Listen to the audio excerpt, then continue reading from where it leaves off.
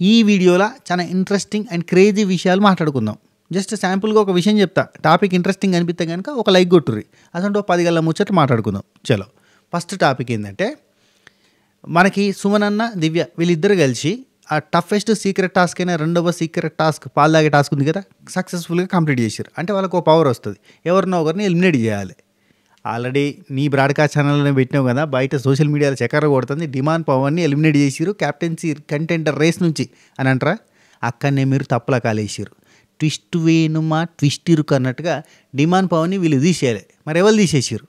Yes, ఆ టాపిక్ని ఈ వీడియోలో మనం డిస్కస్ చేయబోతున్నాం. ఇక్కడ నిఖిల్ ఎలిమినేట్ అయిండు, నిఖిల్ ఈ క్యాప్టెన్సీ కంటెండర్ రేస్ నుంచి బయటకు వచ్చిండు అని అన్నారు. కానీ ఆయనను కూడా వీళ్ళు తీసేయలే. మరి వీళ్ళు ఎవరిని తీసేసారు, వాళ్ళని ఎవరు తీసేసారు? అసలు ఇంట్రెస్టింగ్ విషయాల గురించి మనం మాట్లాడుకోబోతున్నాం. ఇంట్రెస్టింగ్ ఉందా? లైక్ కొట్టుర్రి.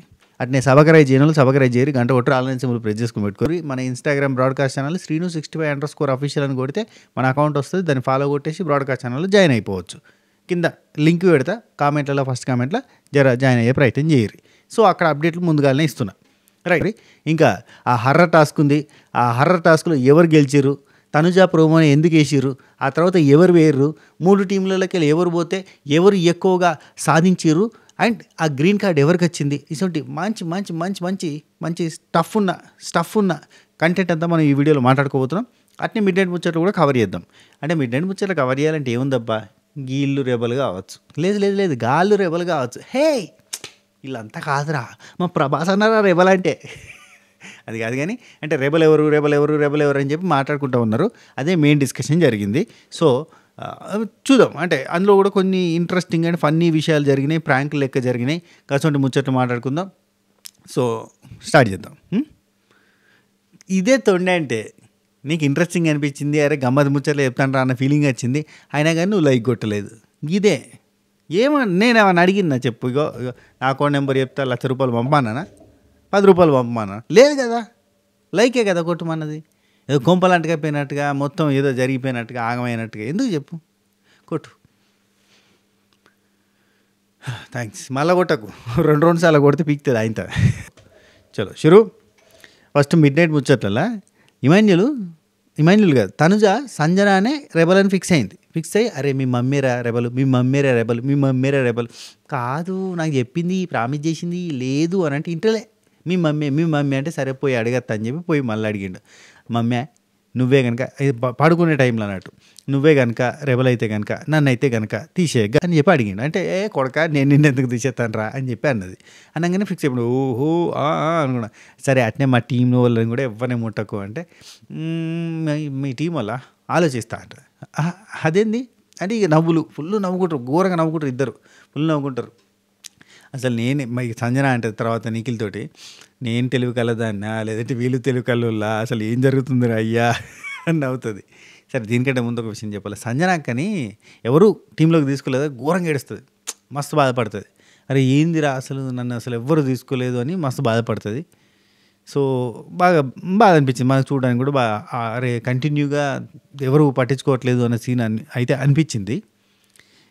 ఏం చేస్తాను చెప్పురు. ఇప్పుడు వీళ్ళందరూ కూడా ఏమనుకుంటారు, ఒకటి గట్టిగా ఆడేటోళ్ళు కావాలి, ప్రతి ఒక్కరికి కూడా టఫ్గా ఆడేటోళ్ళు కావాలి. సుమన్ అన్నని తీసుకోవాలన్నా కానీ, సంజనక్కని తీసుకోవాలన్నా కానీ, లేదా తనుజని తీసుకోవాలన్నా కానీ 1-2 సార్లు ఆలోచిస్తారు. దేవుని దయ వల్ల బిగ్ బాస్ మామే తనుజని ఒక టీంలో వేసిండు. సుమన్ అన్నని మాత్రం ఎట్లా తీసుకున్నారు, సుమన్ అన్న ఒక బ్లఫ్ చేసిండు, నా దగ్గర పవర్ ఉంది అన్నాడు. అదొకటి కొంచెం ఇంట్రెస్టింగ్ అనిపించి తీసేసుకున్నారు. సో కొంతమంది అంటే ఇప్పుడు ఇమాన్యుల్ తప్ప ఇంకెవరు కూడా సంజనక్కని ఎంటర్టైన్ చేయరు. సో ఆయన్నే తీసుకోవాలి, ఆయన టీంలోకే తీసుకోవాలి, కానీ తీసుకోవాలి. అక్కడ రాముని తీసుకున్నారు. ఎందుకు? తనుజ ఫిక్స్ అయింది. తనుజ ఏమంటుంది, రాముగాడు ఆడేది నా కోసమే, నేను మొన్న గౌరవ్ని సేవ్ చేసిన అని ఒక్క పాయింట్ తోటి వాడు నా కోసమే ఆడుతుండు, నా కోసం ఏదంటే అది చేస్తాడు, నా కోసమే ఉన్నాడు అన్నట్టుగా. అంటే వాడిని నమ్మలేమని చెప్పి డిమాండ్ పవన్ అంటాడు. ఇమాన్యుల్ దగ్గర నమ్మలేమని చెప్పి డిమాండ్ పవన్ అంటే, లేదు వాడు నా కోసమే ఆడుతుండు, నా కోసం లిటరల్లీ బాహుబలి కోసం కనీసం కట్టపైన వెన్నుపోటు పొడిచిన కానీ వీడు వెన్నుపోటు కూడా అంతా నా కోసం ఏదంటే అది చేసినానికి రెడీ అయిపోయిండు, నాకు కాలు మొక్కిండు అన్న సెన్స్లో ఉంది కదా. ఈమెకు ఆ బిల్డప్ లోపల వచ్చేసింది, మొత్తం బిల్ట్ అయ్యి ఉంది అన్నట్టు. వాడు నాకు కాలు మొక్కిండ్రా బై గౌరవ్ని సేవ్ చేసినందుకు. యాక్చువల్లీ ఈమె గౌరవ్ని సేవ్ చేయాలని ఇంటెన్షన్ తోటి సేవ్ చేసినా లేదు, ఇది గ్రాంటెడ్గా తీసుకుంటుంది కాబట్టి తప్పు. బేసిక్గా మీకు అనిపిస్తుండొచ్చు, అరే ఆమె సేవ్ చేసినట్టే కదా, ఎట్లయినా సేవ్ చేసినట్టే కదా అంటే అదే తప్పు, అది బేసిక్గా మూర్ఖత్వం అంటారు. బేసిక్గా ఏంటంటే ఈమె దువ్వాడ మాదిరక్క నాకు అసలు వాడొద్దు, వాడితే గౌరవ్ కోసం వాడుకోమని నా కోసం వాడొద్దు అని చెప్పి ఖరాఖండిగా చెప్పి పోయిన తర్వాత ఈమె ఎవరి కోసం వాడకుండా సపరేట్గా వదిలేసినందుకు గౌరవ్ సేవ్ అయ్యిండు, సంతోషం. కానీ ఇక్కడ గౌరవ్ కోసం వాడిన అన్నట్టుగా ఇక్కడ రాము దగ్గర చూపిస్తూ కలరింగ్ ఇస్తూ అతని సేవల్ని కంప్లీట్గా వినియోగించుకోవడం అది కరెక్ట్ కాదు. సో ఈమె అంత కాన్ఫిడెంట్గా చెప్తుంది, అందుకే నా కోసం పాడేసి వస్తారు రావై, మనం పెంచుకున్న ఒక పిల్లతో సమానమైన సెన్స్లో ఉంటే ఇక్కడ డిమాండ్ పవన్ అంటాడు. చూడటమే కానీ వినడమే కానీ ఫస్ట్ టైం చూస్తున్నా అంటాడు. పిచ్చోళ్ళ గురించి వినడమే కానీ ఫస్ట్ టైం చూస్తున్నా అని అంటాడు చూడు. ఆ డైలాగ్ని పిచ్చోళ్ళు అనేది తీసేసి వినడమే కానీ ఫస్ట్ టైం చూస్తున్నా అని అంటాడు. అనిపించింది, డిమాండ్ పవర్ మంచి పని చేసింది అనిపించింది. సో ఇక్కడ మళ్ళీ సంజనక్కనే డౌట్ అంటే మళ్ళీ పోయి అడుగుతారు, మళ్ళీ రిక్వెస్ట్ చేస్తాడు, నన్ను అయితే టార్గెట్ చేయకు అని అంటే సరే చేయను నేను నిన్నెందుకు టార్గెట్ చేస్తున్నా తెలియదారా అని చెప్పి అంటుంది. అట్లా అసలు అంటే ఫస్టే నేను కాదురా అని చెప్తుంది, చెప్పినాక వినడు. నువ్వే అంటే నువ్వే అంటే సరే నేనే అని చెప్పి ఆమె ఫిక్స్ అవుతుంది. ఆమె స్టైల్లో ఆమె ప్రాంక్ చేస్తూ ఉంటుంది. సో ఇక్కడ రీతు చాలా అంటే జాసూస్ అన్న రేంజ్లో థింక్ చేస్తూ ఉంటుంది. దివ్యని కూడా గేజ్ చేస్తుంది, సుమనన్నని గేజ్ చేస్తుంది, అందరిని గేజ్ చేస్తుంది. అందరినీ ఇక ప్రతి ఒక్కరు ఏంటంటే ఇప్పుడు కళ్యాణ్ని తీసేసింటారు కాబట్టి వాళ్ళ టీంలో మెంబర్ని వాళ్ళు తీసేసుకోరు కాబట్టి అక్కడ వాళ్ళిద్దరిని ఎక్స్క్లూజ్ చేస్తున్నారు. ఇంకోటి సుమనన్న మీదగా డౌట్ రాదు కదా అని చెప్పి భరణి అన్న సుమనన్న మీదే పెట్టిర్రేమో బాధ్యతలు అంతా, ఎందుకంటే ఆయన మీద పెడితేనే ఎవరికి డౌట్ రాదు అని చెప్పి భరణి అన్న గేజ్ చేస్తూ ఉంటాడు. అట్లా ఎవరి మూలకు వాళ్ళు గేజ్ చేస్తూనే ఉన్నారు. అండ్ ఇన్ ద మీన్ వేలో ఒక డిస్కషన్ జరిగింది. ఈ టాస్క్లో ఇమాన్యుల్ గెలిచిండు కదా, సో సెకండ్ టాస్క్లో ఫస్ట్ ప్రిఫరెన్స్ ఎవరికి, అండ్ సెకండ్ టాస్క్లో గ్రీన్ది కార్డు ఉంది కదా, సేఫ్టీ కార్డు, ఆ కార్డు ఎవరికి ఇస్తారు అనే డిస్కషన్స్ జరిగినాయి.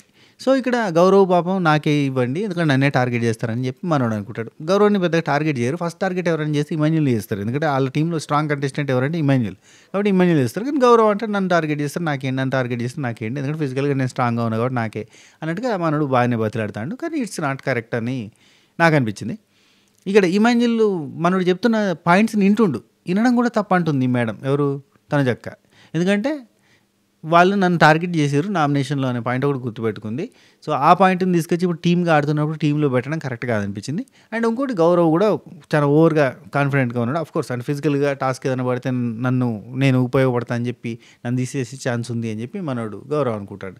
కానీ ఓవరాల్గా బిగ్ బాస్ మామ స్కెచ్ తెలుస్తలేదు, కొంచెం ఈ సాఫ్ట్ గేమ్స్ ఉంటాయి, కండలు తిరిగిన వీరులందరినీ కట్ చేసుకుంటూ పోయే కాన్సెప్ట్ ఉంటుంది. ఎందుకంటే వాళ్ళు విన్నర్ చేద్దాం అనుకుంటారు, వాళ్ళు ఇప్పుడు క్యాప్టెన్ చేద్దాం అనుకుంటుంది ఒక కంటెస్టెంట్ని, ఇప్పుడు చెప్తే ఏంటంటే టార్గెట్ చేసి చెప్పినట్టుంటుంది. మీరే ముందు ఫర్దర్గా చూస్తారు టాస్కులలో, ఖచ్చితంగా అవుతుందా కాదా తెలియదు కానీ ఒక కంటెస్టెంట్ని అయితే ముందుకు తీసుకుపోయే ప్రయత్నం చేస్తున్నారు.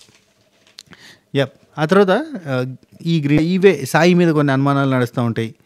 తనుజ వచ్చేసి మీ మమ్మీ అంటది, ఈ తర్వాత సాయి అంటారు, సాయి మీద డౌట్ ఉంది అని అంటారు. అండ్ గౌరవ్ కెమెరాతో మాట్లాడుతున్నట్టు గౌరవ్కి ఏమో తనుజ మీదనే ఉంటుంది మొత్తం, గౌరవ్ తనుజానే అనుకుంటారు.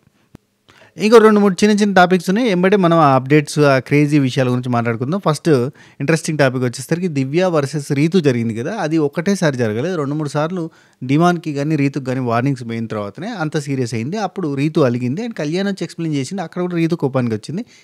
రీతుదే తప్పు, ఎందుకంటే వీళ్ళకు పనిష్మెంట్ ఇచ్చినప్పుడు ఆ పనిష్మెంట్ని పాటించవచ్చు కదా, వీళ్ళు పాటించరా, బయట కూర్చొని ముచ్చట పెట్టుకుంటారు, మళ్ళీ మేము ఎక్కడ మాట్లాడుకున్నాం అని చెప్పి మాట్లాడతారు. పైకి వెళ్ళి తినిపించుకోవడాలు, ఈ ప్రేమలు ఇవన్నీ కరెక్ట్గా ఉండదు. మళ్ళీ మీకు ఇచ్చింది పనిష్మెంట్, ఆ పనిష్మెంట్ పాటించినట్టు ఉండదని దివ్య చెప్పింది, అందులో తప్పేం లేదు.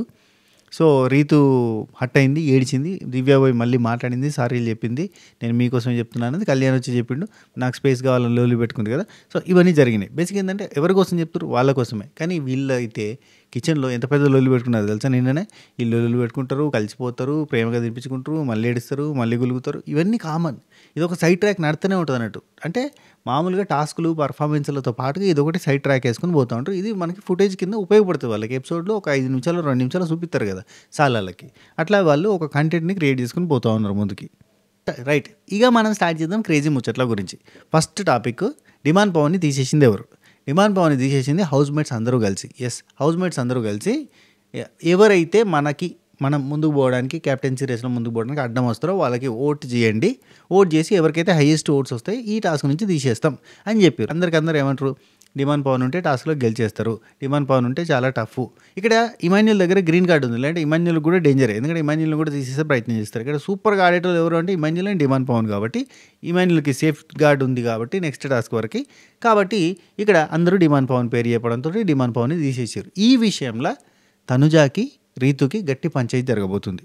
అసలు అంటే అంటే అందరు కలిసి తీసేసిందే, కానీ తనుజాకి రీతుకి మంచిగా గట్టి పంచాయతీ జరగబోతుంది.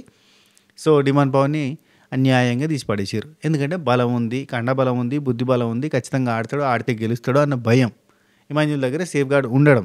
సో సేఫ్ గార్డ్ ఉంది కాబట్టి ఆయన సేఫ్ అయిండు, ఈయన ఎలిమినేట్ అయిపోయింది టాస్క్ నుంచి. ఆల్రెడీ కళ్యాణ్ అవుట్, ఇప్పుడు డిమాండ్ అవుట్. ఎవరైతే టఫ్గా ఆడేటోళ్ళు, ఎవరైతే స్ట్రాంగ్గా ఉన్నారో వాళ్ళని ఫస్ట్ సైడ్ చేసి పడేస్తున్నారు హౌస్ వాళ్ళు అంతా కలిసి. దివ్యనికిత అయినా హౌస్ వాళ్ళు అయినా కానీ ఎవరైతే టఫ్ ఉన్నారో వాళ్ళని తీసి పడేసే ప్రయత్నం చేస్తున్నారు. సో వీళ్ళిద్దరు టాస్క్ నుంచి అవుట్. డిమాండ్ పవన్ చాలా బాధపడతాడు, బర్నీ అన్న దగ్గర పోయి మాట్లాడతాడు. బర్నీ అన్న కూడా బాధపడతాడు, అరే ఈ హౌస్లో ఎవరైతే టఫ్ ఉన్నారో వాళ్ళని అసలు వాళ్ళకి అసలు ఒక నిజంగా అవసరమైనప్పుడు స్టాండ్ తీసుకుంటే వాళ్ళు ఎవరు ఉండరు, ఇట్లా తీసి పడేస్తూ ఉంటారు అని చెప్పి ఇక బర్నీ అన్న ఓదార్పులు చేస్తాడు. ఆ తర్వాత పవన్ బాధపడతాడు, సో డల్ అవుతాడు. ఆ డల్లులోనే కొంచెం యాక్చువల్లీ మనోడికి కొంచెం మోకాలు నొప్పి కూడా ఉంది, కొంచెం కాలు లెగ్ పెయిన్ ఉంది, కొంచెం క్రీములు రాసుకుంటూ ఉన్నాడు ఈ మధ్యకాలంలో చూస్తుంటే. సో మొన్ననే ఆ స్విమ్మింగ్ పూల్ టైంలోనే దెబ్బలు తాకినాయి అందరికీ. స్విమ్మింగ్ పూల్లో అక్కడ పిరమిడ్ కట్టే దగ్గర అందరికీ దెబ్బలు తాకినాయి. అప్పుడు మనోడు కూడా దెబ్బలు తాకినాయి, చాలా గట్టిగా పోటీ చేసిండు. అంత కష్టపడ్డందుకు కనీసం అది విజువల్స్ చూపించని కూడా చూపించలేదబ్బా. ఆ టాస్క్ జరిగింది 3 రౌండ్లు, 2 రౌండ్లు కాదు. ఎందుకంటే ఆల్రెడీ బయటకు వచ్చిన శ్రీజ చెప్పింది కదా, 3 రౌండ్లలో జరిగింది. 2వ రౌండ్లో డ్రా అయింది. అంటే ఫస్ట్ రౌండ్లో శ్రీజ గెలిచింది, సెకండ్ రౌండ్లో డ్రా అయింది, థర్డ్ రౌండ్లో వీళ్ళు ఇంజూర్ అయ్యారు. ఈజీగా ఒక డ్రా అయింది, ఒకటి విన్ అయ్యారు కదా, ఇయ్యచ్చు విన్నింగ్, ఇచ్చేస్తే బాగుండేది, కానీ ఇయ్యలేదు అప్పుడు. సో లైక్ దట్ అందరికీ అప్పుడు దెబ్బలు తాకినాయి. సో మనోడు కూడా కొంచెం సిక్ మోడ్లో ఉన్నాడు అన్నట్టు, కొంచెం డల్గా అయిపోయాడు. ఇప్పుడు తీసేసారు కాబట్టి ఇంకొంచెం డల్ అవుతాడు ప్రతిసారి. అబ్బా అప్పుడు ఎందుకురా 2 సార్లు క్యాప్టెన్ అయినా, టార్చర్ పెడుతుర్రా కదా. ఒకసారి క్యాప్టెన్ అయితే టార్చర్ అంటే బ్యాక్ టు బ్యాక్ 2 సార్లు అయినా ఇంక అసలు నన్ను ఎవరు కన్సిడర్ చేయట్లేదు, పైకి వెళ్ళి నేను గట్టిగా ఆడతా కాబట్టి నన్ను తీసేస్తూ ఉన్నారని చెప్పి బాధపడతాడు. కానీ మరి ఓవర్గా ఎక్స్ప్రెస్ చేయడు, నాటకీయంగా మార్చి దాన్ని సింపతిగా మార్చుకునే ప్రయత్నం చేయడు. ఒక అద్భుతమైన సింపతి ఎపిసోడ్ని డిజైన్ చేసిండు బిగ్ బాస్ మామ, కానీ ఇక్కడ సింపతి వచ్చినా సింపతి తీసుకోడు కదా డిమాండ్. ఎందుకంటే అందరు కలిసి ఎవరిని సెలెక్ట్ చేస్తారో ఎవరిని తీసేస్తారో బిగ్ బాస్ మాకు తెలిసే కదా ఈ గేమ్ అంతా ఆడింది. డిమాండ్ని తీసేస్తారని ఒక ఐడియా ఉంటుంది కదా, డిమాండ్ అందరు కలిసి తీసేసారు కథం. రైట్, నెక్స్ట్ ఇక్కడ ఆల్రెడీ ఈ ఇమాన్యుల్ వాళ్ళ టీం గెలిచింది కాబట్టి వీళ్ళకి కూడా పవర్ ఇచ్చే ఛాన్స్ ఉంది. సో ఒకవేళ పవర్ ఇచ్చి ఒకరిని తీసేయమంటే నిఖిల్ని తీసేసి ఉండొచ్చు అని నాకు గట్టి నమ్మకం. సో దివ్య అండ్ సుమన్ అన్న కలిసి ఎవరిని తీసేస్తారనేది ఒక క్వశ్చన్ మార్క్ నాకు.